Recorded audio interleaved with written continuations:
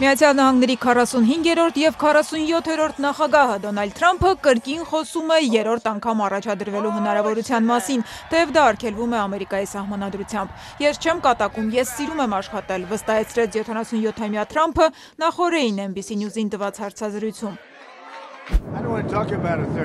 Շատերն են ուզում, որ ես գնամ դրան։ Ես հիմնականում նրանց ասում եմ, որ մենք մինչ այդ հսկայական ճանապարհ պիտի անցնենք։ Ամերիկայի սահմանադրության 22-րդ ուղղումը մինչդեռ արգելում է նախագահներին պայքարել երրորդ ժամկետի համար։ Այդ դրույթը ընդունվել և չի վիճարկվել Երկրորդ համաշխարհային պատերազմից և Ֆրանկլին Ռուզվելտից հետո, ով Ամերիկայի պատմության մեջ միակ նախագահն է, որ կառավարել է 2 ժամկետից ավելի։ Ինչպես է Դոնալդ Թրամփը շրջանցելու այս արգելանքը, հարցին նա բավական խուսափողական արձագանքեց։ Մեթոդներ կան, որոնց օգնությամբ հնարավոր է դա անել։ Սպիտակ տան ղեկավարը չհերքեց սցենարը, որով օրինակ ներկայիս փոխնախագահ Ջեյ Վենսը կարող է առաջադրվել հաջորդ ընտրություններում որպես նախագահ, հետո լիազորությունները փոխանցել Դոնալդ Թրամփին։ Կան նաև այլ լուծումներ, ասաց Միացյալ Նահանգների գործող ղեկավարը, հրաժարվելով մանրամասները ներկայացնել։ Հաջորդ օրը կրկին խոսեց այդ մասին, այս անգամ Սպիտակ տան օվալաձև սենյակում։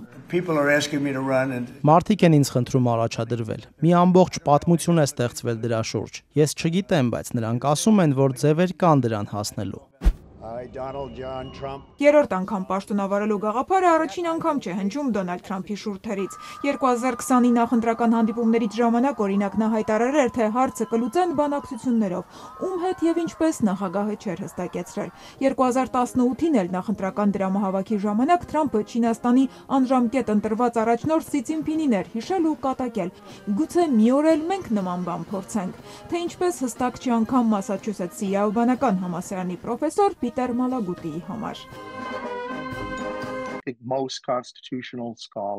Կարծում եմ սահմանադրագետների մեծ մասը մայրօրենքը թերթելով այսօր հստակ կասի, որ նախագահը չի կարող առաջադրվել երրորդ անգամ։ Ավելի մանրազնին պատասխան տալու դեպքում պետք է ասեմ, կասկած չունեմ, որ Թրամփի փաստաբանները ինչ-որ ձևեր են փնտրում, ինչ-որ սողանցքներ սահմանադրության մեջ, որ նրան կրկին առաջադրվելու հնարավորություն կտան։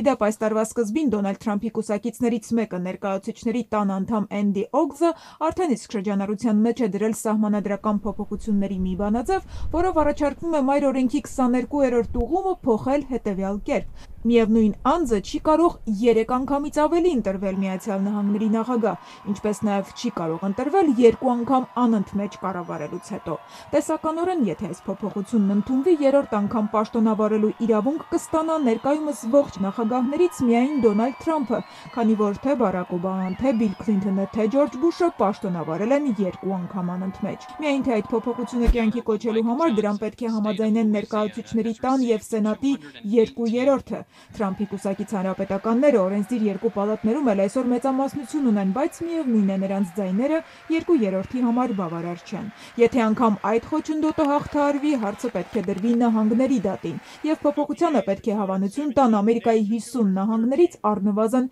38-ը, ինչը եւս բավական դժվար է երաշխավորել։